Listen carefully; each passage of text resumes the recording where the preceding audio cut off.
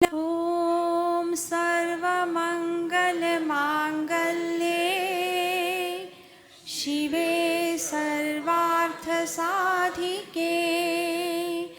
शरण्ये त्र्यम्बके गौरी नारायणी नमोऽस्तुते। ॐ शरणागत दीनार्थ परित्राणपरायणे सर्वस्यार्तिहरे देवी नारायणी नमोऽस्तुते। ॐ सर्वस्वरूपे सर्वेशे सर्वशक्तिसमन्विते भयेभ्यस्त्राहि नो देवी दुर्गे देवी नमोऽस्तुते। श्रीं ॐ।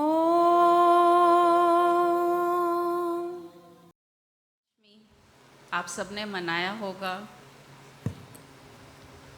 किस रूप में मनाते हैं बसंत पंचमी आप लोग? किसको ग्रैटिट्यूड ऑफर करते हैं? ज्ञान की देवी सरस्वती जी हैं, लेकिन हम लोग को दुनिया में हमको ज्ञान कौन देता है? गुरु देता है, टीचर देते हैं, हर फील्ड के लिए अलग अलग टीचर, और उनको शुक्रिया करना, क्योंकि जो ज्ञान है वो आया तो है सरस्वती जी के थ्रू ही, लेकिन हमको मिला है एक फॉर्म के थ्रू। जो अभी यहाँ चेतना की पूजा करें, वैसे ही भगवान इतने रूप दे रहे हैं कि हमको जो चाहिए, जैसा चाहिए, वो ज्ञान 1-to-1 में मिल जाए। तो माँ सरस्वती का रूप गुरु है।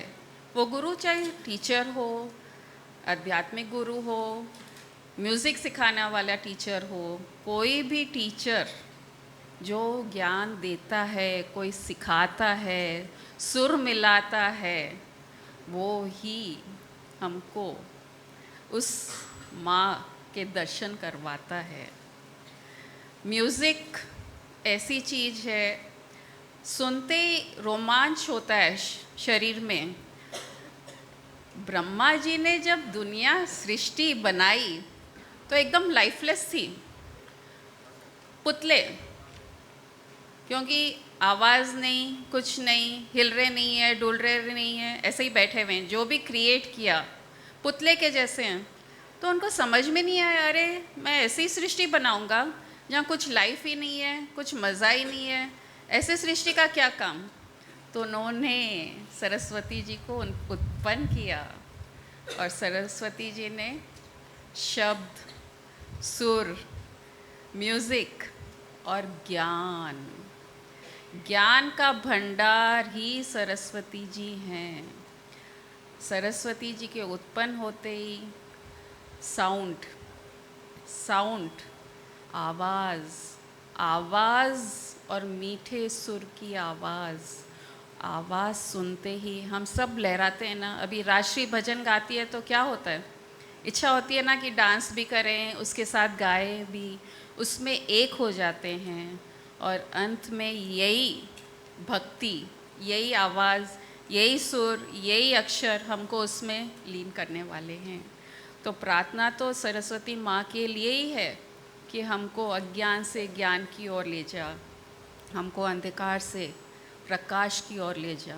उनकी मूर्ति भी तो शुद्ध चेतन स्वरूप, एकदम प्योर, जो बोलते हैं ना, सरस्वती माँ का रूप एकदम शुद्ध, क्योंकि ज्ञान गंदा नहीं होता है, वो कभी भी शुद्ध रहता है ज्ञान।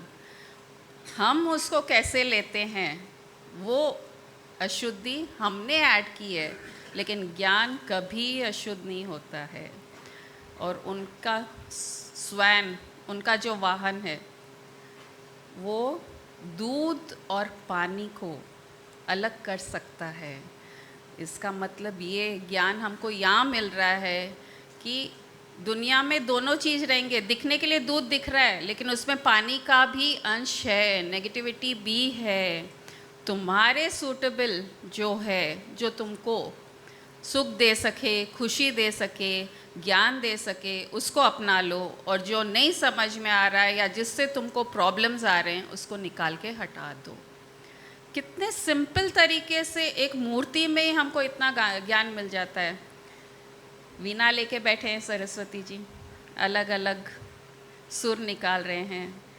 स्वामी जी के पास एक बार मुझे याद है, एक छोटे बच्चे को लेके आए थे, ये बहुत पुरानी बात है, और स्लेट्स लेके आ गए थे, 10-15 स्लेट, चौक, और स्वामी जी के पास आए। क्या है आज ये? फर्स्ट अक्षर गुरु से लिखवाना है बच्चे को। तो दूसरे बच्चों को भी वहाँ बिठा दिए, फिर स्वामी जी एक अक्षर लिखे, फिर वो बच्चे के हाथ को पकड़ के, छोटा था, 1-1.5 साल का होगा, पकड़ के अक्षर लिखवाए, ओम लिखवाए थे। हाँ? ओम लिखवाए थे, और फिर मिठाई डिस्ट्रीब्यूट करें। तो बोली हर एक क्रम, कुछ भी क्रिया शुरुआत करते हैं तो एक गुरु के हाथ से करें या भगवान के समर्पित करें, तो उसकी भावना, उसकी शुद्धता एकदम अपरंपार हो जाती है। तो हे शारदे माँ, आज उनको याद करके एक भजन।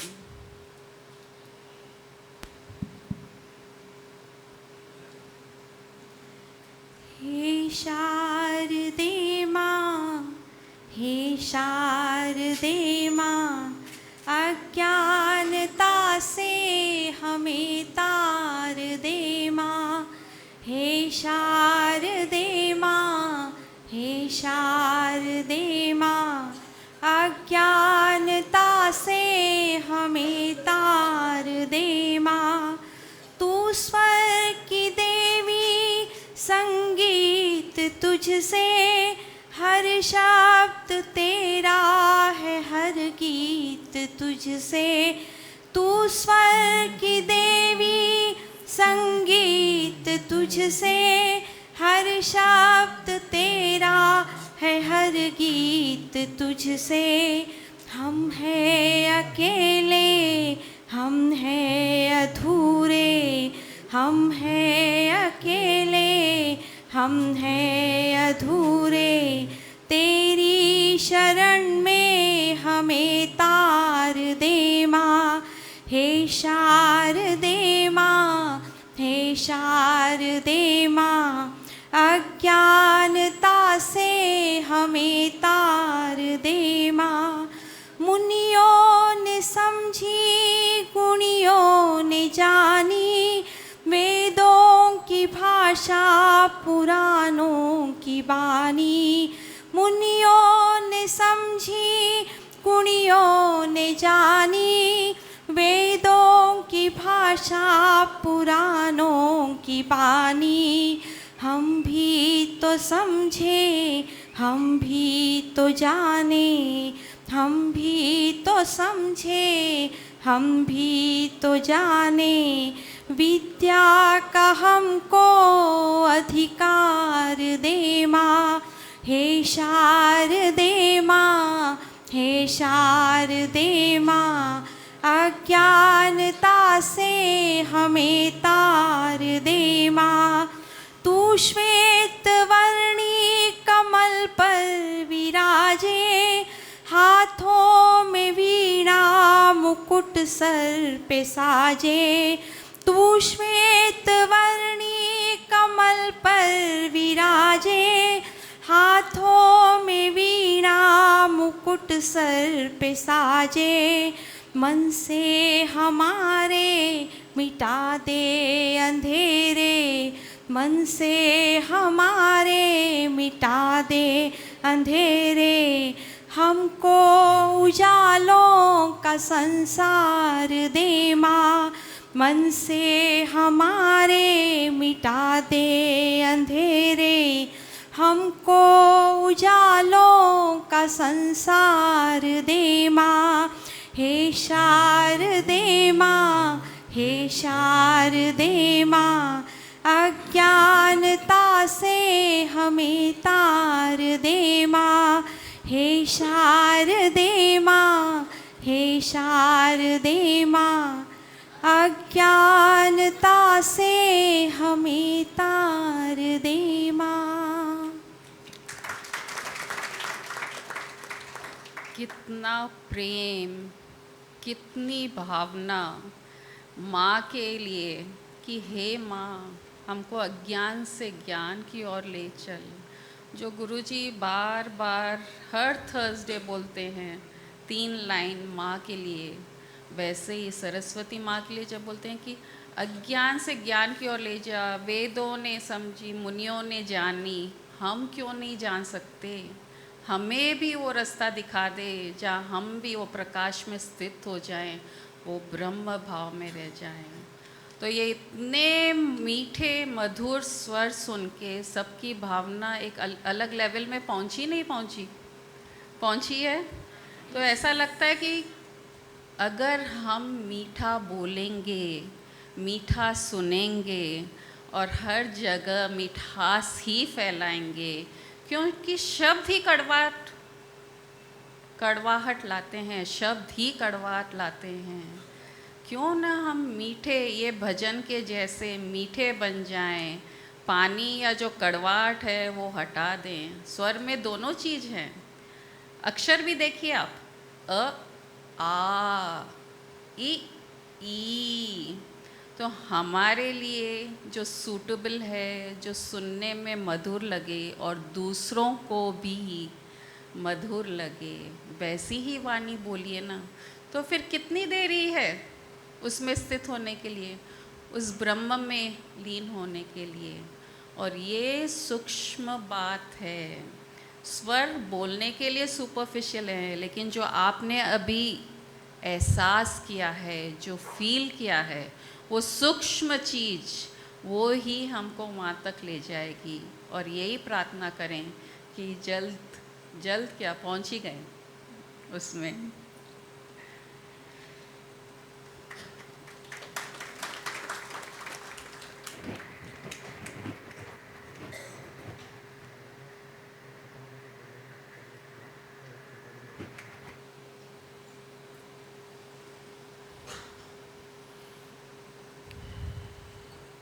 बसंत पंचमी के अवसर पर ये शुद्ध ज्ञान, बसंत पंचमी की ये सेलिब्रेशन हो जाती है। बसंत पंचमी के अवसर पर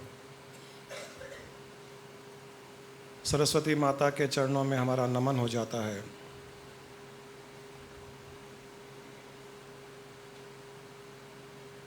ज्ञान ही सुख देने वाला है, ज्ञान ही कष्टों से बचाने वाला है,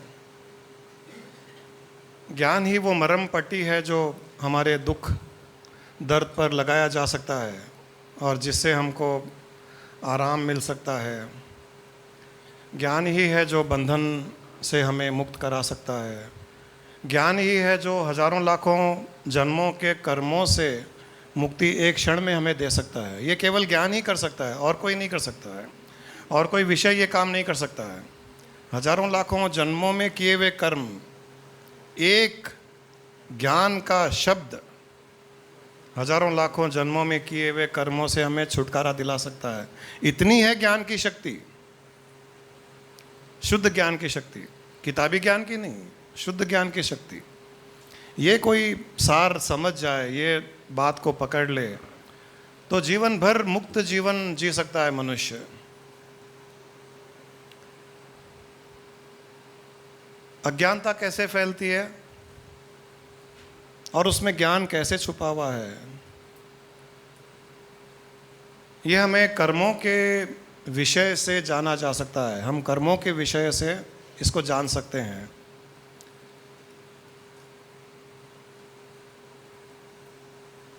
हमारे जीवन में दो बहुत मुख्य बातें होती है। एक हमें बंधन में डालती है और एक हमें मुक्त रखती है।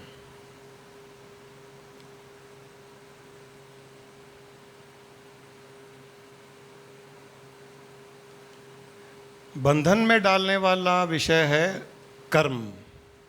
हमें कर्म बंधन में डालता है, चाहे वो पाप कर्म हो या पुण्य कर्म हो, दोनों ही बंधन कारक होते हैं। पुण्य कर्म भी बंधन कारक होता है, पाप कर्म भी बंधन कारक होता है, क्योंकि पाप भी परिणाम देता है, रिजल्ट देता है, पुण्य भी परिणाम देता है, वो भी रिजल्ट देता है। और जो चीज़ कोई परिणाम देगी, उसे भोगने के लिए, उस परिणाम को भोगने के लिए हमें जीवन लेना पड़ेगा। पुण्य कर्म भी बंधन कारक, पाप कर्म भी बंधन कारक। इसका अर्थ ये नहीं है कि हमें पुण्य नहीं करना चाहिए, मैं उसमें बाद में आता हूँ, परंतु कर्म बंधन कारक होता है, कर्म परिणाम देता है, और उस परिणाम को भोगने के लिए हमें जीवन लेना पड़ता है। ये एक विषय है। दूसरा है जो हमें बंधन कारक, जो बंधन कारक नहीं होता है, जो हमें बंधन में डालता नहीं है, सब कुछ करते हुए भी बंधन में नहीं डालता है। वो क्या है?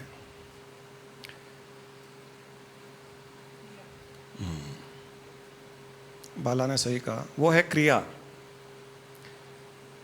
हम 24 घंटे या तो क्रिया करते हैं या कर्म करते हैं, दोनों में से हम एक ना एक काम तो करते ही करते हैं। हम या क्रिया करते हैं या कर्म करते हैं। क्रिया परिणाम नहीं देती है, कर्म परिणाम देता है। बहुत छोटा सा, मामूली सा, सूक्ष्म डिफरेंस है, बहुत मामूली सा डिफरेंस है, क्रिया और कर्म। क्रिया क्या है, कर्म क्या है? पैदल चलना, बैठना, उठना, कुछ खाना खाना, स्नान करना, सोना, कहीं जाना, कहीं आना, ये क्रिया है। आप यहाँ आकर के बैठे हो, यहाँ से उठोगे, आपने कुछ खाया, स्नान किया, ये आपको कुछ परिणाम देगा, अच्छा बुरा परिणाम देगा? हम मानते हैं कि नहीं देगा ये, क्योंकि ये क्रिया है। ये स्नान करते हैं, वो क्रिया है। दीर्घ शंका, लघु शंका, ये सब क्रियाएं हैं। ये अच्छा बुरा परिणाम नहीं देती है। हम पैदल चल रहे हैं, क्रिया है। ये क्रिया, हम पैदल कहीं भी जा रहे हैं या गाड़ी में जा रहे हैं, ये क्रिया है। ये हमें क्या परिणाम देगी? कुछ भी परिणाम नहीं देगी। परंतु आपने किसी को बुरा भला कहा, किसी को थप्पड़ मारी, किसी का नुकसान कर दिया, किसी को दुख दिया, किसी को कष्ट दिया, तो ये पाप हो गया। जब ये पाप हो गया तो आपको इस पाप का परिणाम भोगने के लिए इस जन्म में या अगले जन्म में वापस आना पड़ेगा, क्योंकि आपने किसी को दुख दिया तो आपको भी दुख झेलना पड़ेगा।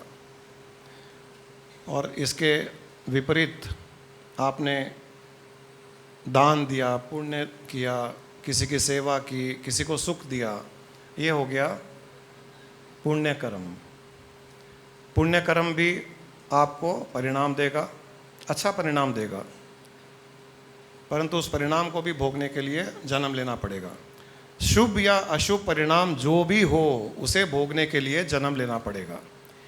क्रिया में शुभ और अशुभ नहीं होता है। आप अलग तरीके से बैठे हो, ये अलग तरीके से बैठे हैं, वो चेयर पर बैठे हैं, कोई खड़ा है, कोई पीछे बैठा है, कोई बैठे बैठे सो रहा है, कोई बैठे बैठे खा रहा है। अब इसमें हम अच्छा बुरा पाप पुण्य देखें क्या? देखते हैं क्या? नहीं देखते हैं। तो ये क्रिया हो गई, या परिणाम नहीं देती है।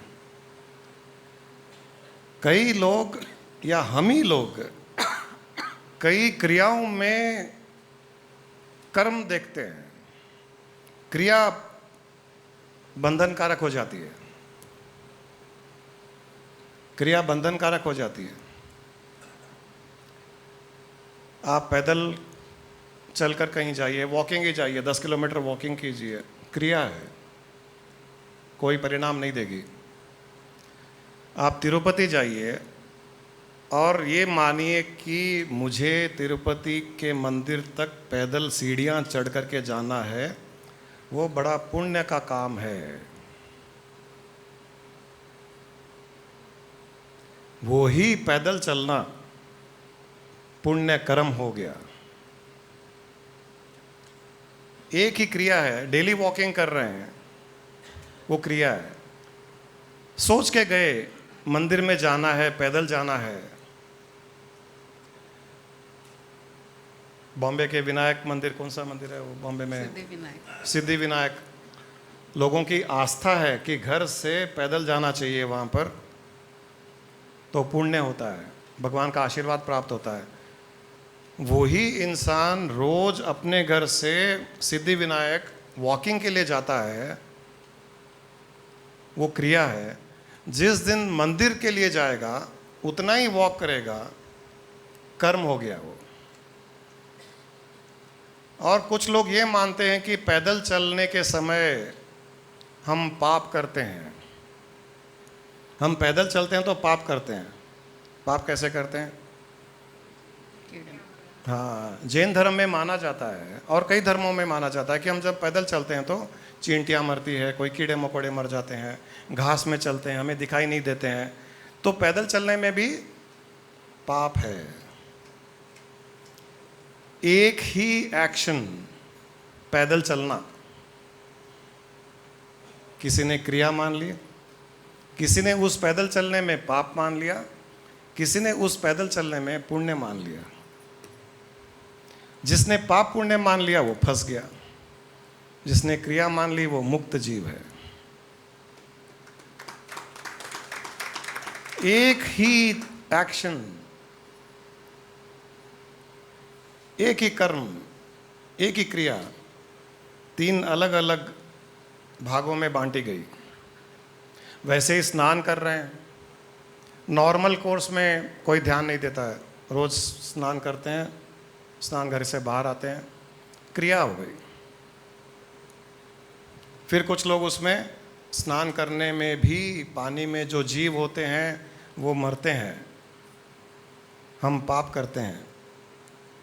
क्रिया को पाप कर्म में कन्वर्ट कर दिया। कुछ लोग कहते हैं स्नान कर करके पूजा करने से पुण्य होता है। स्नान किया, उसी पानी से स्नान किया, उसी पानी में जितने जीव हैं वो सब मरे हैं, फिर भी इसने ये भावना कर ली कि स्नान कर करके पूजा करने से पुण्य होता है। एक ही एक्शन पुण्य में कन्वर्ट हो गया। हमारे भावना से जो एक्शन पुण्य में कन्वर्ट हो गया, जिसने उस स्नान करने में, स्नान की क्रिया में पुण्य देख लिया, उसे पुण्य का फल मिलेगा। अब आप यहाँ देखिए क्या हो रहा है। एक ही एक्शन, एक ही क्रिया, एक ही कर्म, स्नान करना है। मैं जाता हूँ बाथरूम में, स्नान करता हूँ, वापस आ जाता हूँ, मैं स्नान के बारे में कुछ सोचता ही नहीं हूँ, क्रिया हो गई।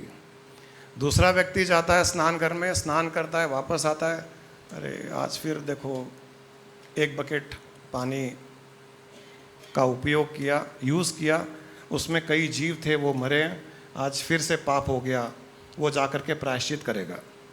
तीसरा, चलो स्नान करो, उसके बाद में अभिषेक करना है, रुद्र अभिषेक करना है, पूजा करनी है भगवान की।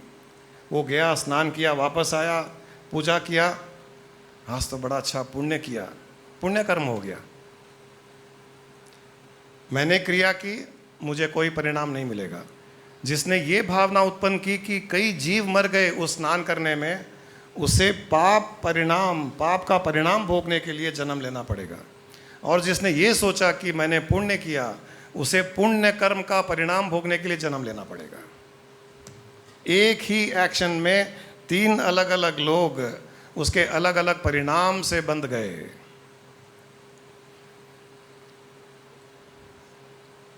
यहाँ है अज्ञान और ज्ञान। कैसे हम एक ही एक्शन में बंध भी जाते हैं और कैसे हम उसी एक्शन से मुक्त भी हो पाते हैं। ये है ज्ञान और अज्ञान। इसीलिए हम जो प्रार्थना करते हैं हर सत्संग में, असतो माँ सद्गमय तमसो माँ ज्योतिर्गमय, कि हे माँ मुझे तू अज्ञानता के अंधकार से ज्ञान के प्रकाश की ओर ले जा। मुझे पता ही नहीं है क्रिया क्या है, कर्म क्या है, पाप क्या है, पुण्य क्या है, कैसे क्रिया पाप में कन्वर्ट होती है, कैसे पाप कर्म पुण्य में कन्वर्ट होता है, मुझे पता ही नहीं है। मुझे ज्ञान दे, मुझे ज्ञान दे। ये शुद्ध भाव से जब हम प्रार्थना करते हैं तो सत्संग में ज्ञान प्रकट होता है। और ज्ञान प्रकट होते ही, अब आपको छोटी सी बात में जब ज्ञान प्रकट हो गया है कि हम एक ही क्रिया में उसको हम निष्क्रिय कर सकते हैं, उससे हम परिणाम पाए नहीं। जब आप परिणाम पाओगे नहीं, किसी भी क्रिया का जब आप कोई रिजल्ट नहीं मिलेगा तो आप मुक्त हो, आपको फिर जन्म लेना ही नहीं पड़ेगा। जन्म तो तब लेना पड़ेगा जब आपने कुछ कर्म किए। कर्मों के फल को भोगने के लिए, कर्मों के परिणाम को भोगने के लिए जन्म लेना पड़ता है। कर्म किए ही नहीं, क्रिया की, वही किया जो लोग कर्म करते हैं, मैंने भी वही किया, वही एक्शन किया, परंतु मैंने कर्म नहीं किया। मैंने कर्म नहीं किया, मैंने केवल क्रियाएं की, तो मैं मुक्त हूं। अगर सारे कर्मों को, जो भी हम कर्म कर रहे हैं, चाहे पूजा पाठ हो, तीर्थ हो, गंगा स्नान हो, पिंडदान हो, या और कोई कर्म हमने अनजान में अच्छा बुरा कुछ सही गलत किया, सारे के सारे एक्शंस को, रिएक्शन को अगर क्रिया रूप से माना जाए, आप मुक्त जीवन जियोगे इसी जन्म में। हर पल मुक्त जीवन जियोगे, कोई बंधन नहीं। इस जीवन में तो मुक्ति का एहसास भी करोगे और अगला जन्म होगा भी नहीं, क्योंकि आपने कर्म ही नहीं किया। कौन लेगा अगला जन्म? अगला जन्म लेने के लिए कोई ना कोई परिणाम चाहिए। जब हमने कर्म किया ही नहीं, परिणाम प्राप्त होगा ही नहीं, तो अगला जन्म भी नहीं होगा। और अगर परिणाम, और अगर हमने कर्म किया, जब भी हम कर्म करते हैं, पाप या पुण्य कर्म, उसका परिणाम भोगने के लिए जब हम पैदा होते हैं, वापस जन्म लेते हैं, उस परिणाम को भोगते भोगते हम फिर से कर्म करते हैं। ये है कर्मों का चक्रव्यूह। परिणाम को भोगने के लिए यहाँ आते हैं। पाप पुण्य कर्म हमने अज्ञानता में किए, परंतु किए, उनके परिणाम को भोगने के लिए जन्म लेते हैं, और परिणाम को भोगते भोगते हम फिर से कर्म कर लेते हैं। हम वही कर रहे हैं। हम यहाँ आए थे परिणाम भोगने के लिए। परिणाम क्या है? एक परिवार में पैदा होना। परिणाम क्या है? अच्छा परिवार मिलना। परिणाम क्या है? दुख मिलना। परिणाम क्या है? सुख मिलना। पूर्व समय के कर्मों का परिणाम क्या है? किसी को धन दौलत मिली है, किसी के नुकसान लगा है, कोई गरीब भिखारी पैदा हुआ है, कोई अमीर घर में पैदा हुआ है, कोई भीख मांग रहा है, कोई किसी का गला काट रहा है। ये हमारे कर्मों का परिणाम है। अब इन कर्मों के परिणाम को भोगते भोगते हम नए कर्म भी करते हैं। इसीलिए हम छूटते नहीं हैं। इसीलिए इस जीवन मरण और पुनर्जन्म के चक्रव्यूह से हम छूट ही नहीं पाते हैं। परिणाम को भोगने में कर्म किए तो फिर परिणाम भोगेंगे। उन परिणामों को भोगने के लिए फिर जन्म लेंगे, फिर जन्म लेकर के परिणाम भोगेंगे, परिणाम भोगते भोगते फिर कर्म करेंगे। छुटकारा कहाँ हुआ? छुटकारा कैसे होगा? अब छुटकारा केवल एक ही तरीके से होगा कि कर्म करते हुए भी उन्हें क्रिया रूप से माना जाए। न उसमें पाप, न उसमें पुण्य, क्रिया है। भगवान कृष्ण ने गीता में कहा है कि हे जीवात्मा, तू कर्म करने में सक्षम भी नहीं है, तू कर्म कर भी नहीं सकती है। गीता में साफ शब्दों में कहा है, कर्म करने के लायक ही नहीं है तू। तब अर्जुन पूछता है कि मैं कर्म करता हूं ना, आप कहते हो कि तू कर्म करने के लायक नहीं है, तू कर्म करने में सक्षम नहीं है। अर्जुन कहता है मैं कर्म करता हूं ना। उन्होंने कहा तू नहीं करता है, ये प्रकृति तुझसे करवाती है। अभी जो गुरु माँ ने कहा कि वो कठपुतलियाँ ला करके रख दी जाए, कठपुतलियाँ पड़ी है एक जगह, उनको कोई कठपुतली का नाच नचाने वाला अपने हाथ में उंगलियां में धागे बांध करके उनको नचाता है, हिलाता है, घोड़े पर किसी को बिठाता है, सामने से कोई तलवार लेकर के आता है, एक हाथी पर बैठ करके आता है, झगड़े होते हैं, कोई गिरता है नीचे, कोई मारता है। हमको जब वो धागे नहीं दिखते हैं और दूर से देखा जाए तो आपको लगेगा कि ये सच में हो रहा है। एक छोटे से बच्चे को जो अभी तक ये जानता नहीं है कि कठपुतली का डांस कैसे कराया जाता है, ये धागे कैसे बांधे जाते हैं, उसको पता नहीं है, छोटा सा बच्चा है, वो बहुत हंसेगा, वो गिर गया, वो उठ गया, उसको मम्मी बचाओ, उसको ये करो, वो हाथी आ गया, मम्मी घोड़ा आ गया।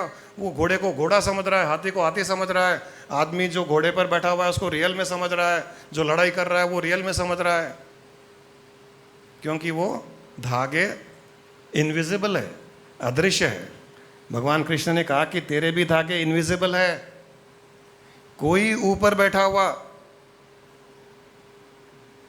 वो ऐसे से कर रहा है, तू ऐसे से कर रहा है, वो तेरे होठों को हिला रहा है, तू सोच रहा है कि तू हिला रहा है। वो अंदर से वेंट्रोलोक्विस्ट के जैसे, वेंट्रोलोक्विज्म में क्या होता है, वेंट्रोलोक्विज्म एक आर्ट है, वो जो हाथ में गुड़िया लेकर के बात करते हैं, वो बात करता है, फिर गुड़िया बात करती है, फिर ये बात करता है, फिर गुड़िया बात करती है। गुड़िया कहाँ बात कर रही है, लेकिन हमको लगता है कि गुड़िया बात कर रही है, दोनों आपस में सवाल जवाब कर रहे हैं। और इतनी अच्छी से वो मुंह भी नहीं खोलता है, बंद मुंह से वो गुड़िया की आवाज़ निकालता है। मैं भी एक बार सीखा था थोड़ा सा। गुरु माँ मुझे बोलते रहते ना, मैं कहता हूँ गुरु माँ आज आपका बहुत अच्छा था प्रवचन, आप वेंट्रोलोकिस्ट है, आप अपने मन में बोलते हो, मेरे मुंह से निकलता है वो। हम सब यहाँ उस गुड़िया के जैसे हैं, ऊपर कोई वेंट्रोलोकिस्ट बैठा हुआ है, वो बुलवा रहा है, आप नहीं बोल रहे हो, वो हिला रहा है, आप नहीं हिल रहे हो, वो चलवा रहा है, आप नहीं चल रहे हो, वो व्यापार करा रहा है, आप नहीं कर रहे हो, वो रुला रहा है, आप नहीं रो रहे हो। तो भगवान कृष्ण ने कहा कि ये तो सारा का सारा जो भी संसार में हलन चलन हो रहा है, जो बोला जा रहा है, जो क्रिया करी जा रही है, जो तलवार से मारा जा रहा है, किसी को अपशब्द कहा जा रहा है, किसी की तारीफ करी जा रही है, ये सारा का सारा खेल प्रकृति जनित है, ये प्रकृति के द्वारा हो रहा है। प्रकृति में 3 गुण होते हैं, रज, तम और सत्व। सत्व गुण, रजोगुण, तमोगुण। ये सारा का सारा संसार में खेल इन प्रकृति में 3 गुणों के द्वारा रचा गया है। तू तो इससे प्रभावित होकर के कभी हंस रहा है, कभी डांट रहा है, कभी चिल्ला रहा है, कभी रो रहा है, कभी ज्ञान दे रहा है, कभी ज्ञान ले रहा है। ये सारा का सारा ये पूरा मेरा रचाया हुआ प्रकृति में मैंने 3 गुण भर दिए हैं।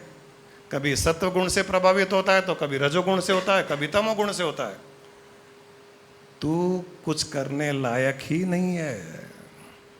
जो भी करने लायक है केवल मेरी प्रकृति, और उस प्रकृति की प्रोग्रामिंग मैंने ऐसे की है कि पता भी नहीं चले किसी को कि मैं किसके साथ क्या खेल खेल रहा हूँ, और मैं खेलता रहता हूँ। अब जिसके साथ खेल खेल रहा हूँ वो अज्ञानता में सोच लेता कि अरे मैंने ऐसे किया, मैं घोड़े पे बैठ गया, मैं तलवार निकाल गया, सामने से हाथी आ गया, एक औरत आ गई, मैंने उसको छू लिया, मैंने उसको थप्पड़ मार लिया, उसने मेरा नुकसान कर दिया। अरे ऊपर से सबकी डोरियां पकड़ के मैं नचा रहा हूँ, कठपुतली को तो पता ही नहीं है। ये सीक्रेट अगर हम समझ जाएं, इस रहस्य को जब समझ जाएंगे, और हर पल ये ध्यान रहेगा कि वो नचा रहा है, वो हिला रहा है, वो बुलवा रहा है,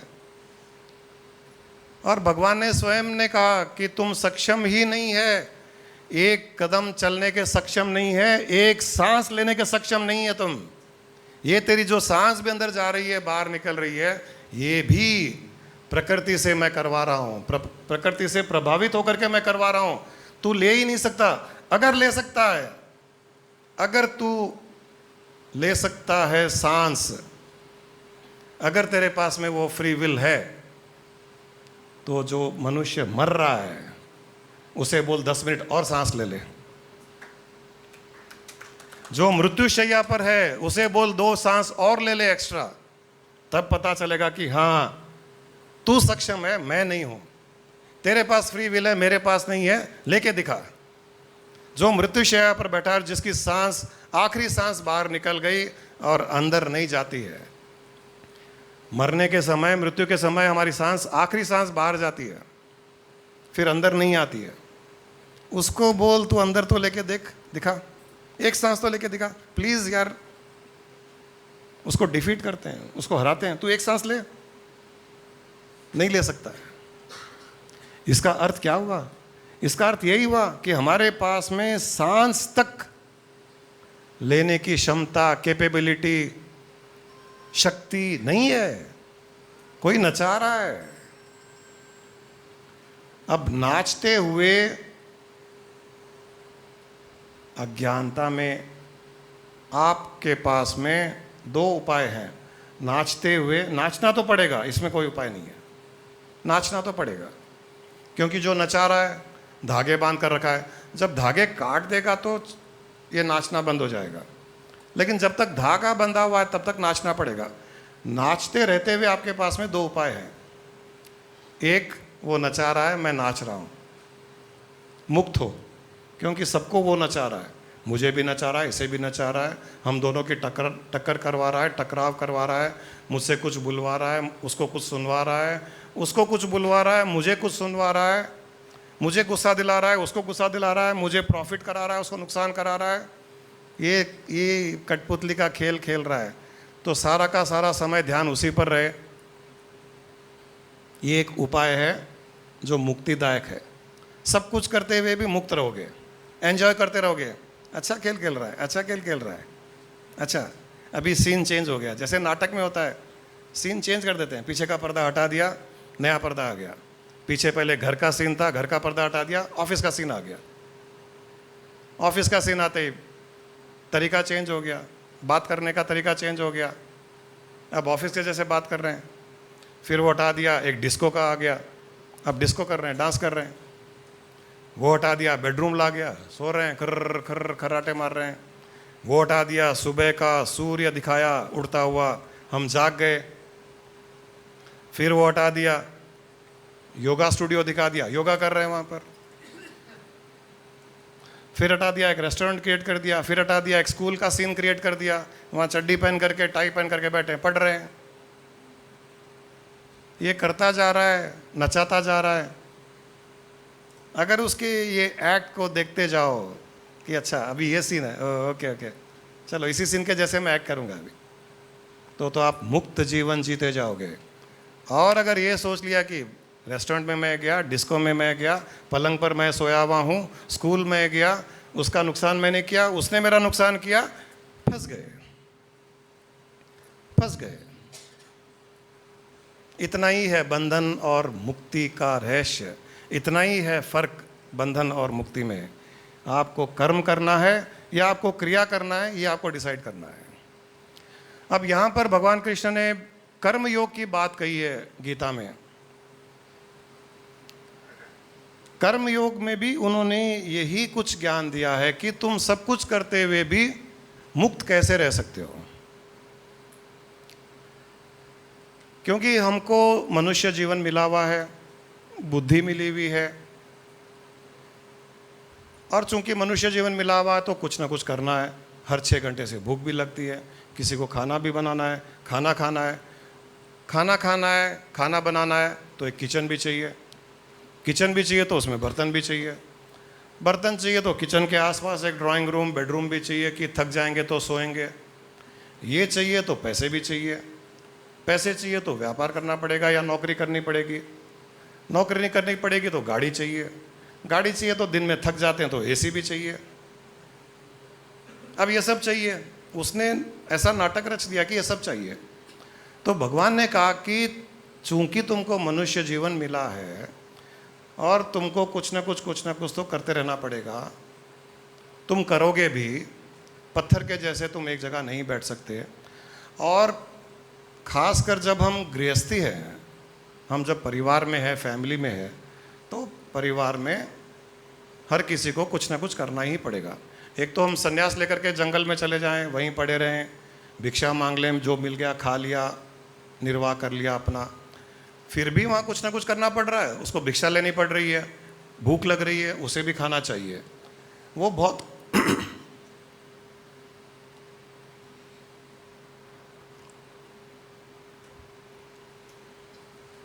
जो सन्यासी हो गया, जो साधु हो गया, वो बहुत कुछ कर रहा है, और जो परिवार में है, जो गृहस्थी है, वो थोड़ा ज़्यादा कर रहा है। इतना ही अंतर है। साधु भी कुछ ना कुछ कर रहा है, गृहस्थी भी कुछ ना कुछ कर रहा है। अब चूंकि हम यहाँ गृहस्थी हैं, तो गृहस्थियों के लिए भगवान कृष्ण ने कर्म योग के रहस्य बताए हैं कि कर्म योग के द्वारा तुम कर्म भी करते रहो, खाना भी बना लो, रेस्टोरेंट भी चले जाओ, बिजनेस भी कर लो, फैक्ट्रियाँ लगा लो, पैसे कमा लो, मर्सिडीज़ बेंज खरीद लो, कोई इशू नहीं है। जो करना है कर लो, हाथी घोड़े पे बैठ करके जाओ या ऑडी में बैठ के जाओ, रात में डिस्को में जाओ, दिन में स्कूल जाओ, मूवी जाओ, खाना पकाओ, बच्चों की शादियां करो, बच्चे पैदा करो। कृष्ण ने कहा कि मैं तुमको सब छूट देता हूं, जाओ जो करना है करो, कोई बंधन नहीं, क्योंकि वो खुद ही सब कुछ करते थे, तो दूसरों को बंधन में कैसे डालेंगे। नाच गाना, गोपियों के बीच में बांसुरी लेकर के वो सारे काम किए। वो अपना गिल्ट छुपाने के लिए हमको बोला कि तुम भी कर लो, लेकिन उन्होंने अपना रहस्य हमको बताया कि मैं ये सब करते हुए क्या करता हूं, जिसके कारण मैं बंधन में नहीं आता हूं। मैं मक्खन की चोरी भी करता हूं, मैं मेरी माँ को सताता भी हूँ, मेरे कारण माँ दुखी भी होती है, रोती भी है। पड़ोसी गोपियाँ आकर के शिकायत भी करती है कि तुम्हारा कान्हा मक्खन की हांडी को तोड़ दिया, हमारा नुकसान कर दिया, ये कर दिया, वो कर दिया। मैं वो भी करता हूँ। फिर जब मेरी मर्ज़ी होती है तो मैं बांसुरी बजा करके गोपियों के साथ में डिस्को भी करता हूँ, और जब ज़रूरत पड़ती है तो मैं किसी का विनाश भी करता हूँ, मैं हत्या भी करता हूँ, राक्षस का हत्या करता हूँ, सांप को मारता हूँ, या जो मुझे लगता है कि मुझे इसको मारना चाहिए उसको मारता भी हूँ। मैंने कंस मामा को भी मारा है। मैंने अच्छा भी किया, मैंने बुरा भी किया, मैंने पाप भी किया, मैंने पुण्य भी किया, मैंने किसी को सताया भी, मैंने किसी को सुख भी दिया। तो कृष्ण कह रहे हैं कि तुम भी ये सब करते हो, अलग अलग लेवल पर कर रहे हो। मैंने जो किया वो सीक्रेट मैं तुमको देता हूं। मैं चूंकि मुक्त हूं, तुम भी ये सब करते हुए मुक्त रह सकते हो। इससे अच्छा और क्या चाहिए हमको? ये सबसे बड़ा सीक्रेट हमको मिल जाता, और क्या चाहिए? हम भी कृष्ण स्वरूप हो गए।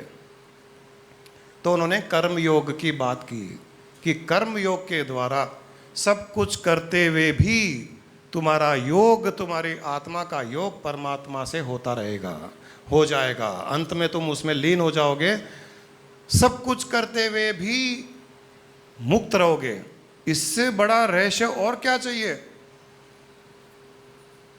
कृष्ण ने वो बात की और हम भी यही बात कर रहे हैं। दूसरे साधु संत कहते हैं ये मत करो, वो मत करो, सुबह जल्दी उठो, सात्विक भोजन करो।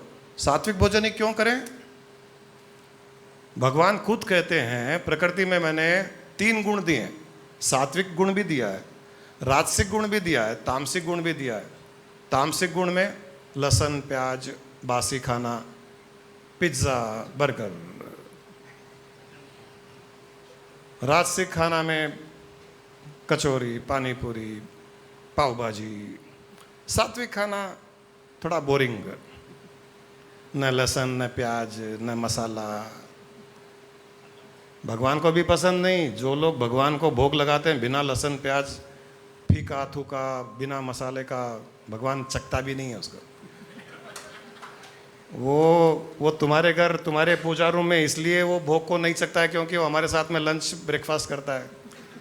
यहाँ उसको पिज्ज़ा, पास्ता, पानी पूरी सब मिलता है, तो हमारे घर ही रहता है।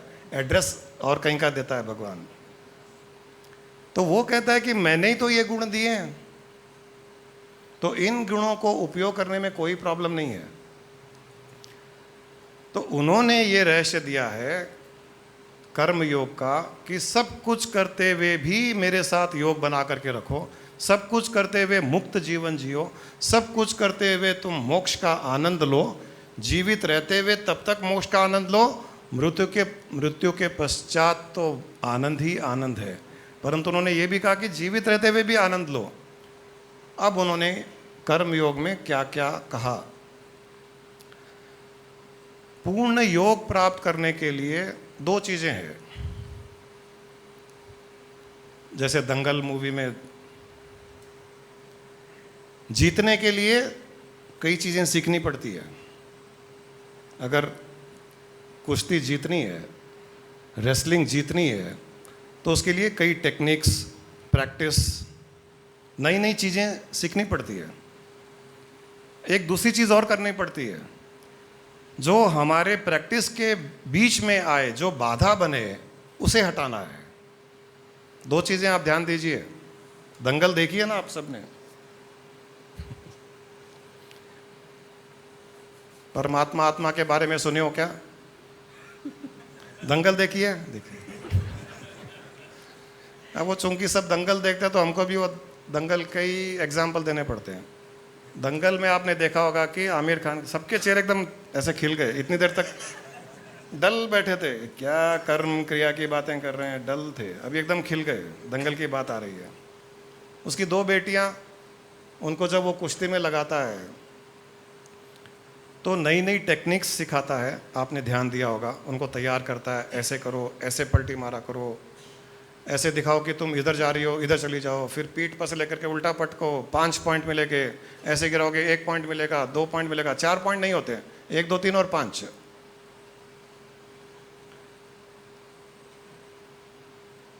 उसने एक और काम किया। जब 2 बेटियां छोटी थी, उसने जब उनको भगाया, दौड़ाया, अब वो थक गई बेचारी। आपको ध्यान में होगा सीन कि वो बोलती है कि पापा हम नहीं कर सकते। ये क्यों नहीं कर सकते? तो उन्होंने कई रीज़न दिए। हम पढ़ाई नहीं होती है, कोई ख़ास बात नहीं है। एक रुकावट उन्होंने क्रिएट की, हमसे पढ़ाई नहीं होती, नो प्रॉब्लम।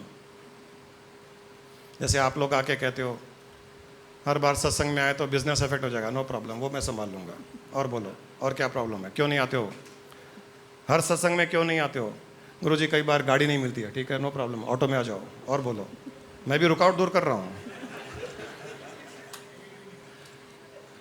तो वो लास्ट में बोलती है कि ये सलवार कमीज से हम भाग नहीं सकते, नो प्रॉब्लम, पैंट लाओ। पैंट मंगवाई, किसी की मंगवाई, काटी उसको, छोटी की, टी शर्ट बनाया। अब बोलो, ये प्रॉब्लम सॉल्व। अब क्या बोले? हमारे बाल में जुएं बहुत हो गई, नो प्रॉब्लम, कल 5 बजे,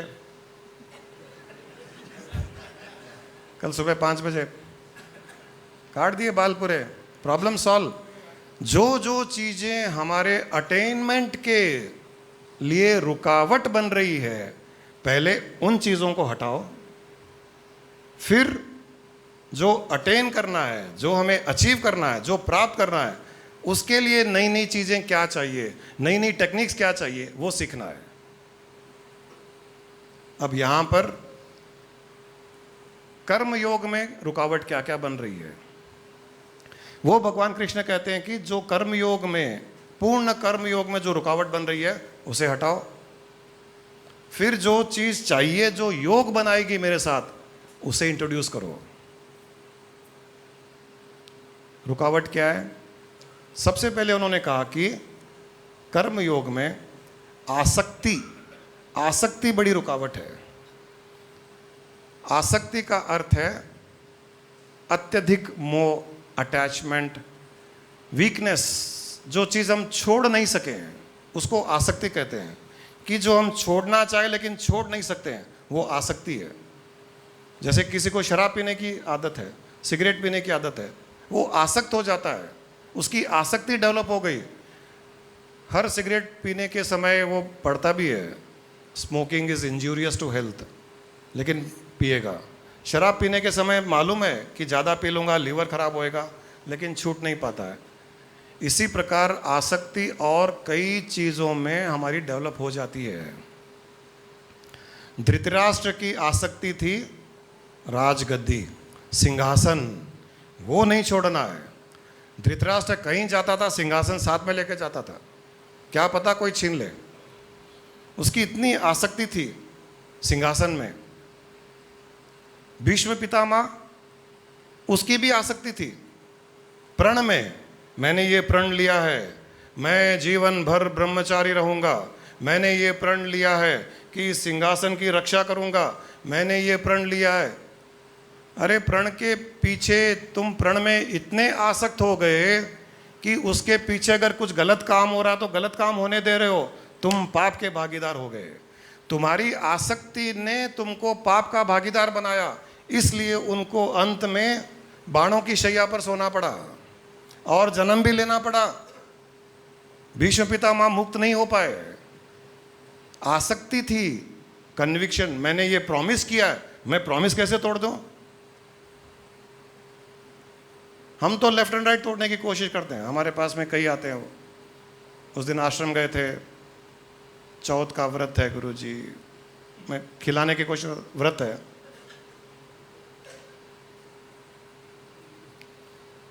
गुरुजी उपवास है। अच्छा उपवास है, ओ उपवास का अर्थ क्या होता है? भूखा रहना नहीं, उपवास का अर्थ भूखा रहना नहीं है। उपवास का अर्थ है उपवास। उप का अर्थ है करीब, नज़दीक, वास, ईश्वर के नज़दीक वास करना उपवास है।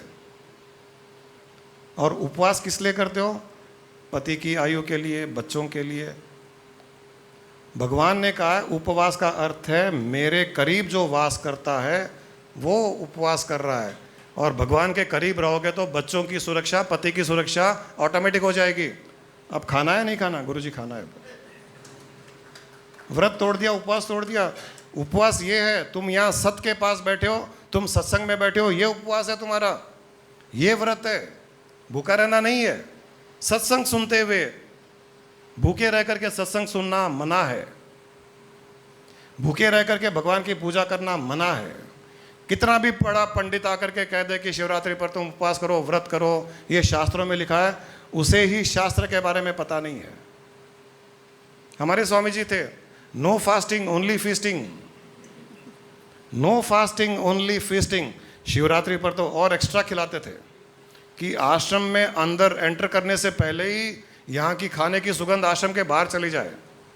लोग पूजा के लिए नहीं, कम से कम खाने के लिए आ जाए। खाने के लिए आ जाएंगे तो शिव का तो आशीर्वाद मैं ऐसे ही दिला दूंगा उनको। ये होता है, ये होती है गुरु की शक्ति, गुरु का संकल्प। एक बार अंदर तो आ जाए, तू एक बार आ जा गुरुदेव की शरण में। तो सबसे पहले भगवान कृष्ण ने कहा कि आसक्ति छोड़, किसी भी चीज की आसक्ति नहीं। ये व्रत, उपवास, पैसा, धन, दौलत, मान, सम्मान, सिगरेट, शराब, जिस चीज की तेरी आसक्ति है उसे छोड़। तू उसे छोड़, क्योंकि वो तेरी रुकावट है। जैसे दंगल में कहा कि हम इस कुर्ते पैजामे से, इस ड्रेस से हम भाग नहीं सकते हैं, चेंज करो ड्रेस। कोई कहेगा कि गुरुजी वो सिगरेट शराब नहीं छूट रही है तो मैं ध्यान नहीं कर पा रहा हूँ, छोड़ उसे। अटेन करना है ना, अचीव करना है ना, छोड़ उसे। ऑफिस जाता हूँ, टाइम नहीं निकाल सकता हूँ, ऑफिस को छोड़, ऑफिस को जाके आग लगा दे। जो जो तेरी रुकावट बन रही है उसे छोड़, सबसे पहले उसे छोड़, आग लगा उसे, तेरा नुकसान नहीं होगा। तू आग भी लगा देगा तेरे ऑफिस को, फैक्ट्री को, मकान को, तेरी जो जो जिस जिस चीज में आसक्ति है उसे आग लगा दे। भगवान कहते हैं अगर मेरी शरण में आकर के तो उसे आग लगाया, अरे जब मैं प्रहलाद को बचा सकता हूं तो क्या तुझे नहीं बचा सकता? हमारी प्रॉब्लम ये है कि हमको मनुष्यों पर ज़्यादा विश्वास है, उस पर नहीं है, ये हमारी प्रॉब्लम है। वो फायर इंजन आएगा नहीं आएगा, आग तो लगा दो, लेकिन फायर इंजन टाइम पर आना चाहिए, उस पर नहीं है विश्वास, उस पर नहीं है, ये हमारी प्रॉब्लम है। इसीलिए हम आगे नहीं बढ़ पाते हैं। हम सोच रहे हैं आगे बढ़ रहे हैं, ये आगे बढ़ना नहीं है। पैसे कमा लिया, हम सोचे आगे बढ़ गए, नहीं, आगे नहीं बढ़े। मान सम्मान कर लिया, आगे बढ़ गए, आगे नहीं बढ़े, पीछे बढ़ रहे हो। जितना सांसारिक माया में आगे बढ़ रहे हो उतना ही उससे दूर हट रहे हो, क्योंकि ये बांध के रख रहा है। तो भगवान ने कहा सबसे पहले आसक्ति छोड़। आपको यहाँ पर जिस जिस चीज़ में आसक्ति है, घर जाइए, उस चीज़ की आसक्ति को तोड़िए, छोड़िए, आग लगाइए उसको। खाने की आसक्ति है उसे छोड़िए, सिगरेट की आसक्ति है उसे छोड़िए, माँ बाप में आसक्ति है उसे छोड़िए, पति में आसक्ति है, पत्नी में आसक्ति है, बच्चों में आसक्ति है, उसे छोड़िए, उसको ब्रेक कीजिए, मन से, भावना से ब्रेक कीजिए उसे। कोई आसक्ति नहीं, आज के बाद में कोई आसक्ति नहीं। मैं किसी भी चीज़ के बंधन में नहीं हूँ, मैं किसी भी चीज़ में इतना वीक नहीं हूँ कि वो मिले या नहीं मिले मुझे फ़र्क पड़ता है नहीं पड़ता है, इतना भी मैं नहीं हूँ। वो मुझे नहीं मिले नहीं मिले, मेरे पैसे कुछ प्रॉफिट हो नहीं हो, मुझे फ़र्क नहीं पड़ता है। बड़ा मकान रहे या छोटे फ्लैट में रहो, मुझे फ़र्क नहीं पड़ता है। बड़ी गाड़ी में घूमूं या छोटी गाड़ी में घूमूं, मुझे फ़र्क नहीं पड़ता है। छोड़ अपनी आसक्ति। बड़ी गाड़ी में घूमता है, बस में जा, बस में जाता है पैदल जा, जो पैदल जाता है मर्सिडीज़ में जाकर खरीद ले, एक 20,000 रुपये एक रेंट दे करके खरीद ले। आज एक दिन तो आसक्ति छोड़, एक दिन तो कर। इस प्रकार से एकदम उल्टा करना पड़ता है आसक्ति को छोड़ने के लिए। सबसे पहले अपनी आसक्ति छोड़। भगवान कृष्ण ने कहा कि आसक्ति छोड़। इसके बाद भी उन्होंने कहा कि राग द्वेष छोड़। दूसरी रुकावट है राग द्वेष। राग द्वेष का अर्थ है जो मिल जाए उसमें सुख का अनुभव होना चाहिए, और वो न मिले तो दुख का अनुभव होना चाहिए।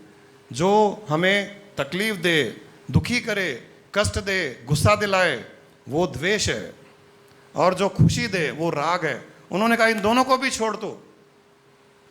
बच्चा घर आ गया, खुशी मिली, तेरे उसमें राग है। पति घर आ गया, बहुत खुशी हुई, उसमें राग है। पति ने ज्वेलरी ला करके दे दी, खुश हो गए, तेरा राग है उसमें। बर्थडे याद नहीं रहा, गुस्सा आ गया, तेरा द्वेष है उसमें। किसी ने नुकसान कर दिया और तुम बदला लेने की कोशिश कर रहे हो, तो तुम्हारा द्वेष है उसमें। ये राग द्वेष के चक्रव्यूह में पड़ा हुआ इंसान कर्मयोग को प्राप्त नहीं हो सकता है। उन्होंने कहा कि तू इस राग द्वेष को भी छोड़।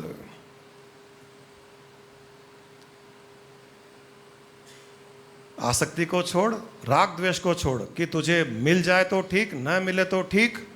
न खुश होने की आवश्यकता, न दुखी होने की आवश्यकता। तेरा बुरा हो जाए तो भी दुखी मत हो, अच्छा हो जाए तो सुखी मत हो। उन्होंने अर्जुन से कहा कि ये युद्ध तू जीत जाए तो भी ज़्यादा प्रसन्न मत होना, हार जाए तो दुखी मत होना। तू राग द्वेष के ऊपर उठा रहे, क्योंकि इसका निर्णय मैं करूँगा, ये मेरे हाथ में है। आसक्ति छोड़, राग द्वेष छोड़। फिर उन्होंने कहा यहाँ से नेक्स्ट लेवल पे जा। अब तुम्हारा ये ड्रेस चेंज हो गया है, पंजाबी सूट निकल गया, हाफ पैंट टी शर्ट में आ गया, अब दौड़। अच्छा, बाल बीच में आ रहे, बाल भी काट दिया दंगल के जैसे। अब उन्होंने कहा कि अब तेरे को टेक्निक बताता हूँ। यहाँ से जो रुकावटें हैं, यही रुकावटें हैं, इसको छोड़। अब यहाँ से मेरे साथ योग, तेरी इच्छा है, तू चाहता है मेरे साथ योग हो जाए। अब यहाँ से मैं तुझे नई नई टेक्निक्स बताता हूँ। वो क्या है? सबसे पहले कर्तापन छोड़, कि तू करता है, तू कुछ कर रहा है, मैं कर रहा हूँ, मैंने अचीव किया, ये कर्तापन छोड़ दे। तो सब कुछ करते हुए कर्तापन मत रख। ये यहाँ से योग की ओर जाना यहाँ प्रारंभ हो जाता है। जैसे ही कर्तापन छोड़ देता है, जैसे आपने पुण्य किया, गायों को चारा खिलाया, किसी बीमार की सेवा की, बच्चों की पढ़ाई के लिए पैसे दिए, और कोई बूढ़े बड़ेरे हैं उनके लिए कुछ किया, स्कूल में कुछ पैसा दिया, लोगों को खाना खिलाया। किसने किया ये सब? अगर तूने कर्ता भाव रखा तो पुण्य कर्म में फंस गया, फिर जन्म लेगा, पुण्य कर्म को भोगेगा। उस पुण्य कर्म को भोगते हुए तू कुछ ना कुछ, कहीं ना कहीं तो गलती करेगा, गलती कर करके पाप करेगा, पाप पुण्य के चक्र में पड़ा हुआ फिर जन्म जन्मांतर तक तू आता जाएगा, जाता जाएगा। ये सब कर, अच्छा अच्छा कार्य कर, इसकी सेवा कर, उसकी सेवा कर, तेरे पास धन दौलत है, बांट लोगों में, ज़रूरतमंदों में बांट, परंतु कर्ता भाव को छोड़ करके कर कि ये जो भी बांटा जा रहा है, ये जो सेवा की जा रही है, ये जो पुण्य किया जा रहा है, ये वो कर रहा है इस शरीर को उपयोग करके, इस शरीर का यूज़ कर करके, इस इंस्ट्रूमेंट को यूज़ कर करके वो अपने लक्ष्य को पूरा कर रहा है। इस प्रकार से सोच, ये एक इंस्ट्रूमेंट है, ये रोबोट है, तू कठपुतली है। कर्ता भाव मत डाल, करने वाला मैं हूँ, जिसको जब देना है मैं दूंगा, इसको मैं ले जाऊंगा कहीं गौशाला में, वहाँ चारों के लिए पैसा दिलवाऊंगा, मैं इसको प्रेरित कर रहा हूँ गौशाला जा, मैं प्रेरित कर रहा हूँ 50,000 रुपये डोनेशन दे, मैं प्रेरित कर रहा हूँ कि हॉस्पिटल में जा, मैं प्रेरित कर रहा हूँ कि वहाँ फ्रूट्स बांट, मैं प्रेरित कर रहा हूँ कि वो बीमार है उसकी सेवा कर। अपने आप में ये कुछ नहीं कर सकता है। उसी प्रकार मैं प्रेरित कर रहा हूँ कि तू जा उसको धोखा दे, तू जा उसको गिरा, तू जा उसकी हड्डी तोड़ दे, तू जा उसके घर में चोरी कर, मैं उसको भी प्रेरित कर रहा हूँ। वहाँ पर भी तू द्वेष भाव उत्पन्न मत कर। कर्ता भाव जब छोड़ देगा तो न राग होगा न द्वेष होगा, क्योंकि जब घर में चोरी भी हो गई, किसकी चोरी हुई?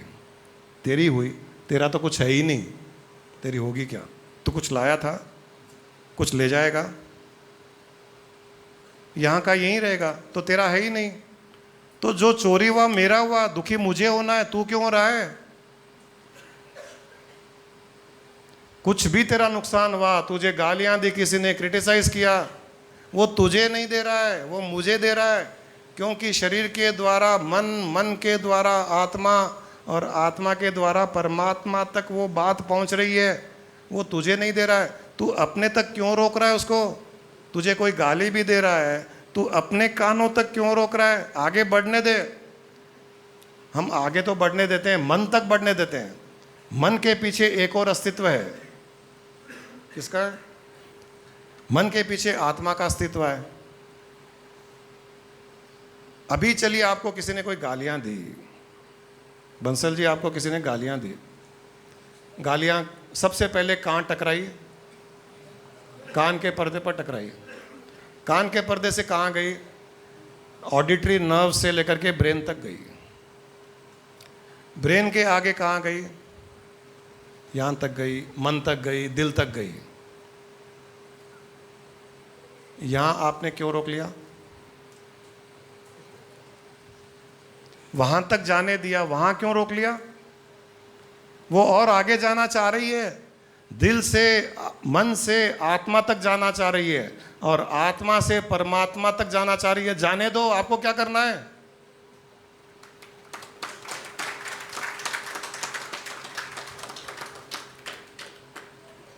वो सोचेगा इसने गाली दी है, उसको देने के लिए आपको माध्यम बनाया है।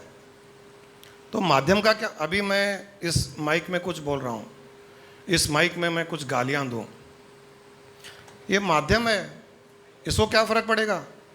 ये आगे वायर से लेकर के स्पीकर तक भेज दिया, स्पीकर भी माध्यम है आगे सुनाने के लिए। आपके कान तक वो पड़े, बंसल जी आप ऐसे करते हो, आप ऐसे करते हो, प्रदीप जी आप ऐसे हो, वैसे हो, बेकार हो, विशाल तू ऐसा है, गधा, ये वो है। ये माध्यम बन गए, स्पीकर माध्यम बन गया, स्पीकर से आवाज़ माध्यम बन गई, उसके कान माध्यम बन गए, ऑडिटरी नर्व माध्यम बन गई, ब्रेन माध्यम बन गया, हृदय माध्यम बन गया। लेकिन नहीं, वहाँ पर डेड एंड कर दिया। अरे वहाँ से जाने दो, मैं परमात्मा को गालियाँ दे रहा हूँ, माध्यम तो बनाना ही पड़ता है। आपने रोक लिया, आपने गलती कर ली, यहाँ हम फंस जाते हैं। ये उन्होंने कहा कि तू कर्ता भाव छोड़, न तेरा राग है, न द्वेष है, न तुझे कुछ मिल रहा है, न तेरा कुछ जा रहा है, तू कर्ता भाव छोड़, मुक्त हो जाएगा। फिर यहाँ से उन्होंने नेक्स्ट तरीका बताया कि तू समभाव में आ जा। गरीब अमीर, छोटा बड़ा, सही गलत, पाप पुण्य, तू समभाव में आ जा। तू सबको एक ही दृष्टि से देख, तू दूसरी दृष्टि ला ही मत वहाँ पर।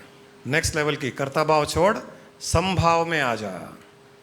समभाव में आने के पश्चात अब तेरा एक ही काम बचा है, जो मुझसे तेरा योग करवा देगा।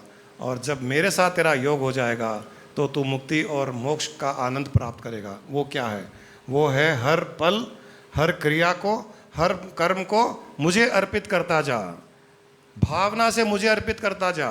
कुछ भी किया ये आपने किया, कुछ प्रॉफिट हो गया ये आपका प्रॉफिट हो गया, लॉस हो गया आपका लॉस हो गया, मैंने ये किया आपका किया, मुझे ये मिला ये आपका मिला, खाया मैंने ये आपने खाया, पिया तो आपने पिया।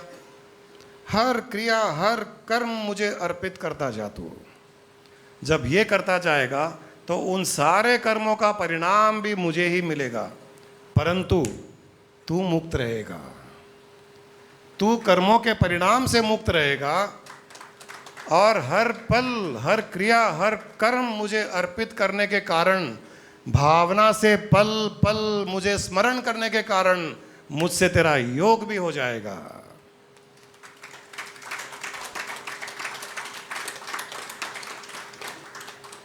बस इतना ही रहस्य है कर्म योग का, इतना ही रहस्य है। बहुत ज़्यादा बड़ा भी नहीं है, बहुत मुश्किल भी नहीं है। समझ में अगर आ जाए और अप्लाई कर लो तब आप मुक्त जीवन जी पाओगे। मैं भी कोशिश तो करता हूँ कि दंगल के आमिर खान के जैसे बन जाऊँ, कोशिश तो करता हूँ। किसी की पैंट काटता हूँ तो किसी के बाल काटता हूँ, इसके बाल काटे ना, इसकी चोटी काट दी, फिर बढ़ा ली चोटी। गुरुजी मेरे समाज वाले बोल रहे हैं बिना चोटी कैसे आएगा, बढ़ा ले। दंगल में भी ऐसे ही हुआ। आपको याद है वो बेटी बड़ी हो गई, नेशनल चैंपियन बन गई, फिर वो और बड़ी हो गई, इंटरनेशनल चैंपियन में गई। इंटरनेशनल चैंपियन में जाते ही पापा अब वहाँ पर एक नया कोच होगा, वो सिखाएगा, उसे सीखना पड़ेगा। इसको लगा कि अब मुझे इनसे जो सीखना है वो मैंने सीख लिया है, अब दूसरे से सीखूंगी और अब मुझे बहुत कुछ पता है, अब मैं अपने आप कर लूँगी। और आपने देखा होगा उस मूवी में कि उसमें ईगो आ जाता है, वो अपने आप कुछ करने लगती है, बाल बढ़ा लेती है, नेल पॉलिश करती है। पहले छोटी थी, बाप जब सिखा रहा था तब वो एक रेसलिंग हार जाती है, कुश्ती हार जाती है, रात भर सोती नहीं है। बड़ी होने के पास इंटरनेशनल गेम में हार जाती है, रात में मस्त सोती है, टीवी देखती है, नेल पॉलिश करती है, नेक्स्ट डे मॉर्निंग उसका फोकस कम हो गया। हमारे आध्यात्मिक मार्ग में भी ऐसा होता है, स्पिरिचुअल मार्ग में भी यही होता है। यहाँ सुन करके लोग समझते हैं कि हमको सब पता चल गया। ध्यान के सेशन में अनुभव भी करवा दिया, गुरुजी आज तो प्रकाश ही प्रकाश का अनुभव हुआ, शरीर का पता ही नहीं चला, मैं आसमान में था या थी, 1 घंटा मैं ध्यान में बैठा मुझे पता ही नहीं चला, मैं चेतना में लीन हो गया। बहुत अच्छी बात है गुरुजी, मुझे लगता है कि मुझे जो चाहिए वो मिल गया, अब मुझे आपकी आवश्यकता नहीं है। ऐसे बोलते नहीं है, बोलते नहीं है, मैं सुनता हूँ। ये सही बात है, हंसने की बात नहीं है। मैं सुनता हूँ क्योंकि मैं आपके दिल की बात सुन सकता हूँ। कई लोगों में अहंकार आता है और उस स्टेज में जब बहुत कुछ मिल गया, उनको ज्ञान मिल गया, अनुभव भी हो गया, सब कुछ हो गया, 2, 4, 5 साल नज़दीक जुड़े रहे। पहले तो उन्होंने एक कर्ता भाव में ये मान लिया कि मैंने ऐसे किया, मैंने ध्यान किया, ध्यान में ऐसा अनुभव हुआ, मुझे ये लगा, मुझे वो लगा, मेरे ये रिविलेशन वे, वो रिविलेशन वे। अब उनको लगता है कि वो पहुंच गए हैं, नेशनल लेवल पर पहुंच गए। अब इंटरनेशनल लेवल पे मैं ले जाने की कोशिश कर रहा हूँ, उनको लग रहा नहीं आप इंटरनेशनल लेवल के नहीं हैं। अब उनका शुरू होता है, ये क्या है गुरुजी ऐसे करते हैं, क्या है गुरुजी ऐसी बातें करते हैं, गुरुजी पिक्चरों की बातें करते हैं, गुरु माँ पिक्चरों के गाने गाते हैं। अब हम में भी खोट देखने लग गए। उनको लगता है कि नहीं अब हमारा अंतर गुरु जाग गया है, अब हमको सब पता है, अहम ब्रह्मास्मि, मैं ब्रह्म ही हूँ, सर्वम ब्रह्मम, सब ब्रह्म ही ब्रह्म है। और इसके आगे गुरु क्या बताएंगे? तो उनको ये विश्वास हो गया, अहंकार हो गया, अहम भाव में स्थित हो गए। इसके आगे गुरु क्या बताएंगे? अब जब आगे कुछ गुरु नहीं बताएंगे, फिर भी लाइफ तो चल रही है और टाइम पास भी करना है। अब टाइम पास कैसे करें? चलो टाइम पास गुरु में खोट ढूंढने में ही करते हैं। यहां से शुरू होती है गिरावट, उनकी पतन। ये हमने हमारे स्वामी जी के साथ भी देखा है। लोग नेशनल लेवल पर पहुंच गए, international level, last stage of enlightenment. इतना ज्ञान दिया गुरु ने कई लोगों को, लास्ट स्टेज ऑफ एनलाइटनमेंट। अगर वो थोड़े दिन और रुक जाते और उसी भाव में बहते रहते, आज स्वामी जी के कई एनलाइटेंड लोग होते हैं। एक एक वहाँ से, अरे सब मिल गया। गुरु स्वामी जी तो आजकल बहुत वीक दिख रहे हैं, स्वामी जी को कैंसर क्यों हो गया, स्वामी जी में वो सिद्धियाँ है या नहीं है, स्वामी जी डायलिसिस कराते हैं तो स्वामी जी में शक्तियाँ तो नहीं होगी। इन्होंने भी जटा और दाढ़ी हाँ, उन्होंने भी वो दंगल के जैसे खुद ही अपनी जटा कट लिए, पूरे बॉडी गुंडू हो गए वो। अरे स्वामी जी तो अब स्वामी जी नहीं दिख रहे हैं, वो ज्ञान तो पूरा दाढ़ी में जटा में ही था। हमको बोलते थे हमें वो भाव नहीं आ रहा है स्वामी जी में, वो भाव पूरा दाढ़ी और जटा में ही था। यहां लोगों के पतन शुरू हो गए, अहंकार आ गया। जिस गुरु ने एक बीज भी नहीं था, बीज बनाया, जोता, उसे जमीन में खोदा, उसको डाला, सींचा, पेड़ किया, पौधा किया, बड़ा होते ही अहंकार आ गया कि हमको सब कुछ पता है। अब वो अहंकार कह रहा है कि स्वामी जी में सिद्धियां नहीं, स्वामी जी में शक्तियां नहीं, स्वामी जी ऐसे क्यों कर रहे हैं, स्वामी जी वैसे क्यों कर रहे हैं, उसको हाथ क्यों लगा रहे हैं, इससे हंस के क्यों बात कर रहे हैं, उसको डांट क्यों रहे हैं, डायलिसिस क्यों हो रही है, कैंसर क्यों हो गया, केमोथेरेपी क्या हो रहा है, कभी इसके घर से निकल के उसके घर जा रहे हैं, उसके घर से यहाँ जा रहे हैं, ऐसा क्यों कर रहे हैं। इसका अर्थ क्या है? इसका अर्थ यही है कि उसमें अहंकार आ गया, और वो अहंकार एक बड़ा पेड़ भी हो जाए, चाहे कितना भी बड़ा पेड़ हो जाए, माली ने उसे सींचा, पानी दिया, यूरिया दिया, फर्टिलाइजर दिया, उसके आसपास जंगली झाड़ों को, पेड़ों को, झाड़ियों को निकाला उसने, तब जाकर के वो पेड़ खड़ा है। अब पेड़ बोलता है, हे माली चल हट, अब तू कुछ नहीं कर पाता मेरा, तू जा यहाँ से, मैं बड़ा हो गया, मैं फल देता हूँ, मैं छाया देता हूँ, तू हट यहाँ से, मैं अपने आप को संभाल लूँगा, तू हट। और माली वहाँ से हट जाएगा, क्या होगा?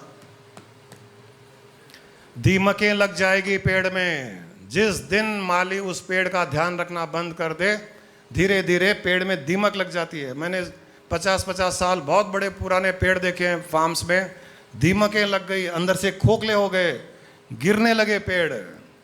हम भी वैसे ही हो जाते हैं, बड़े हो गए, गुरु ने सींचा, ज्ञान दिया, अनुभव दिया, मुक्ति का एहसास करवाया, आत्मा परमात्मा क्या है बताया, अंदर से अहंकार आ गया। अहंकार सबसे पहला दीमक, वो दीमक दूसरे दीमकों को बढ़ाता है। अरे गुरु ऐसे क्यों कर रहे हैं, वैसे क्यों कर रहे हैं, ऐसे क्यों बोल रहे हैं, वैसे क्यों बोल रहे हैं, और नाम कमाने की कोशिश कर रहे हैं, बड़े बड़े प्रोग्राम कर रहे हैं, 1000 लोग आश्रम में बुलाएं, खिला रहे हैं, पिला रहे हैं। लोग ये भी कहते हैं आश्रम में फूड फेस्टिवल, क्या ज़रूरत है, आश्रम मतलब आश्रम, ये खिलाना पिलाना, शुगर कैंडी, पॉपकॉर्न, ये वो, ये सब आश्रम में होता है। ये डांस होता है आश्रम में, हाँ होता है, ये ड्रामा होता है, हमारे आश्रम में होता है। परंतु जिसकी दोष दृष्टि बन गई, उसके भीतर दीमक लग गया, और उसे भी पता नहीं है कि भीतर ही भीतर वो दीमक उसे खोखला करता जा रहा है। ऐसा जो दंगल पिक्चर में दिखाया गया है, रियल लाइफ में भी ऐसा होता है। गुरुओं के साथ में शिष्य वहाँ तक आकर के वहाँ रुक जाते हैं। नहीं गुरुजी, मुझे लगता है कि बस मैं स्थित हो गया, गुरुजी मुझे लगता है कि अब मुझे इससे और कुछ नहीं चाहिए, ये एंड है ना गुरुजी। अब कोई मुझे पूछता है कि गुरुजी ये लास्ट है ना स्टेज, हाँ ये लास्ट ही है गुरुजी, इससे आगे कुछ नहीं है ना, नहीं कुछ नहीं है, इसके आगे क्या है। हमारी तो आदत ही है हाँ में हाँ मिलाने की। मैं क्यों किसी से राग द्वेष करूं भाई, जो करना है वो करेगा। तो हम तो उसी के भाव में, हाँ करेक्ट है, ये भी करेक्ट है, वो भी करेक्ट है, सब करेक्ट ही करेक्ट है, सारी दुनिया करेक्ट है गुरु को छोड़ करके। यहाँ आकर के उसकी प्रगति रुक जाती है, प्रोग्रेस रुक जाती है, और कई लोग रियलाइज नहीं करते हैं इस चीज़ को। तो ये दीमक को मत आने दीजिए, इस अहंकार को अपने भीतर मत आने दीजिए।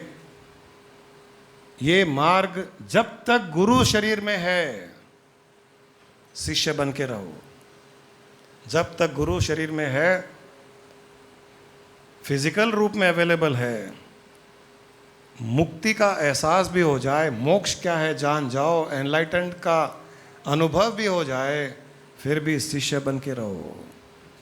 कब वो दीमक धीरे से बैकडोर से अंदर घुस जाएगा पता भी नहीं चलेगा। गुरु को पता रहेगा, माली को पता है, एक दीमक उसमें घुस गया, माली को पता चलता है कि अरे वो पेड़ में देखो एक सफ़ेद सफ़ेद कुछ हो गया है, वहाँ से पाउडर गिर रहा है। माली इमीडिएटली उसका इलाज करता है, उस दीमक को मारता है, उसमें दवाई डालता है, आसपास की झाड़ियों को निकालता है वहाँ से, वो सब करता है वो। यहाँ माली गुरु है, उसके सामने रहोगे, मुक्ति भी देगा, एनलाइटन भी देगा, मोक्ष भी देगा, योग भी देगा। जब तक वो शरीर में है तब तक उसके सामने शिष्य बन के रहो। जब वो शरीर छोड़ दे तब गुरु बनना या नहीं बनना वो आपके ऊपर निर्भर करता है, परंतु वही भाव, वही ज्ञान, वो चिंतन मनन चलता रहना चाहिए। दीमक को भीतर नहीं प्रवेश करने देना चाहिए। ये गुरु जब शरीर छोड़ दे तब ध्यान रखना पड़ता है। ये हिदायत आप सब लोगों के लिए है। आप सब लोग सब कुछ करते हुए कर्म योग की बनिए। भगवान कृष्ण बहुत पसंद करते थे कर्म योगियों को, क्योंकि सब कुछ करते हुए परिवार की प्रगति, परिवार का सुख, समाज का सुख, देश की प्रगति, उन सब में अपना अपना योगदान, जो जो जिस जिस विषय में, जिस एरिया में, जिस फील्ड में जितनी उसकी सक्षमता है, जितनी उसकी कैपेबिलिटी है, जितनी पोटेंशियल है, उसमें अपना योगदान ज़रूर दे, अवश्य दे। नहीं दोगे तो भी चोर माने जाओगे। भगवान कहते हैं कि तेरे पास पैसा है, तू पैसा आगे नहीं बेचता है, बांटता नहीं है, लोगों की सेवा में नहीं लगाता है, तू चोर है। तेरे पास शरीर है, पैसा नहीं है, तू शरीर से किसी की सहायता कर सकता है, नहीं करेगा, तू चोर है। तेरे पास बुद्धि है, तेरे पास ज्ञान है, तू ज्ञान नहीं देगा, तू चोर है। तो हम भी चोर नहीं बनने के लिए यहाँ सत्संग कर करके ज्ञान दे रहे हैं। और ये भाव है कि ज्ञान हमारे द्वारा, वो इस शरीर के द्वारा आप सबको प्रकट कर रहा है। ये भाव रहता है ज्ञान देने के समय, मैं ज्ञान दे रहा हूँ, मैं बड़ा हूँ, मैं गुरु हूँ। ऐसा नहीं है। कई बार हम करते हैं, ऐसा गुरु नहीं मिलेगा तुम्हें, ऐसा गुरु संसार में नहीं मिलेगा, ऐसे करते हैं। उस समय भी मुझे याद है, मुझे पता है कि ऐसा मैं नहीं कर रहा हूँ, वो अपने मेरा एक हाथ उठा रहा है, एक हाथ ऐसे रख रहा है, वो कर रहा है, मुझ में वो भाव है, मैं उसमें स्थित हूँ, इसलिए अहंकार का दीमक नहीं आता है।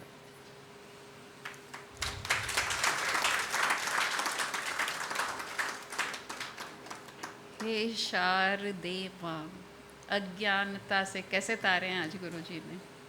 ऐसा ज्ञान कभी सुना है? ऐसा ज्ञान। एक छोटा सा गाना याद आ रहा है। जैसे राधा ने माला जपी शाम की, मैंने ओढ़ी चुनरिया तेरे नाम की। जैसे राधा ने माला जपी शाम की, प्रीत जो जुड़ी डोर से बंधी, बिना जतन बिना यतन हो गई मैं नहीं। बिना मोल के मैं बिकी, बिना दाम के, माँ राधा ने माला जपी शाम की। बस यही है। उसकी चुनरी ओढ़ ली, कोई यतन नहीं, कोई जतन नहीं, केवल उसकी चुनरी ओढ़ ली, उसे अपनी डोर बांध ली, प्रीत बांध ली, भावना के द्वारा प्रीत बना ली, प्रीत बांध ली, हो गया काम। कोई जतन नहीं, कोई यतन नहीं, सहजता से एफर्टलेसली मुक्ति, मोक्ष, एनलाइटनमेंट सब केवल चुनड़ी ओढ़ करके उसे प्रीत जोड़ने से ही प्राप्त हो जाती है। इस चुनड़ी को हटने मत देना, इस प्रीत को टूटने मत देना। आपका काम इतना ही है, ये मत करो, बाकी वो करेगा। चलिए, आज के सत्संग को कुछ बोल रहे थे। मुझे आशा है आप सब यहाँ से जाने के बाद में इन्हें इम्प्लीमेंट कीजिए लाइफ में। मैंने कहा आसक्ति को छोड़िए, घर जाने के पश्चात आसक्तियों को छोड़ने की, तोड़ने की, जलाने की कोशिश कीजिए। आपको बहुत अच्छा लगेगा, अरे आज मैंने अपनी आसक्ति को छोड़ा है। राग द्वेष को छोड़ करके देखिए, एक दिन बहुत अच्छा लगेगा। मुक्ति का एहसास उसी पल कर लोगे आप। और मैं चाहता हूँ कि ये प्रैक्टिस स्टार्ट कर दीजिए। बहुत जल्दी उस कर्म योग की अंत आखिरी सीढ़ी तक आप बहुत आसानी से एफर्टलेसली पहुँच जाओगे। आप सबके लिए बसंत पंचमी का यही ज्ञान उस सरस्वती माँ ने ही आज इस प्रकार से प्रकट किया। आप सबका कल्याण हो, आप सब मुक्ति के मार्ग पर पहुँचें। मुक्ति उस डोर के पीछे ही है, परंतु डोर खोलेंगे, आराम से खोलेंगे। थोड़ा सस्पेंस लाइफ में होना चाहिए। सबको हम वो उस दरवाजे तक तो ले जाते हैं, अब वो वेट कर रहे हैं। वो पुराने ज़माने में वो पिक्चर को जाते थे बड़े बड़े थिएटर में, सपना थिएटर में, डोर के पास में 500 लोग खड़े होते थे, ट्रर आवाज़ बजती थी, डोर खुलता था, सब भागते थे अंदर। तो वैसे ही हम सब आपको डोर तक ले जा रहे हैं, पॉपकॉर्न खिला रहे हैं, मिठाई खिला रहे हैं। डोर खोला जाएगा, दरवाज़ा खोला जाएगा, पेशेंस रखिए।